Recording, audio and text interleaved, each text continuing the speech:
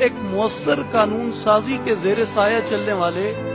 بڑے بین الاقوامی ادارے موجود ہیں جو عالمی امن کی ضمانت فراہم کرنے کا دعویٰ کرتے ہیں، اور ان کی موجودگی کے اندر اگر یہ سارا کچھ ہو اور عالمی طاقتوں یا عالمی اداروں کی جو سرکردہ شخصیات ہیں وہ جب بھی پاکستان آئیں یا بھارت جائیں تو وہ دونوں کو اس بات کے اوپر تنبیہ کرتے ہیں کہ اس موضوع کے اوپر مذاکرات ہونے چاہیے، لیکن اگر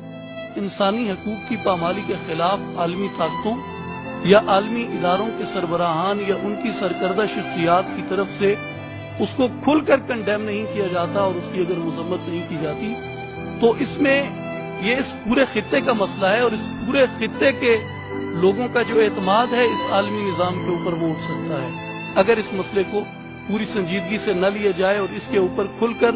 آواز نہ اٹھائی جائے، بالخصوص ایسی آرگنائزیشن جو ڈسکریمنیشن کے خلاف آواز اٹھاتی ہیں ہمیشہ۔ لیکن اگر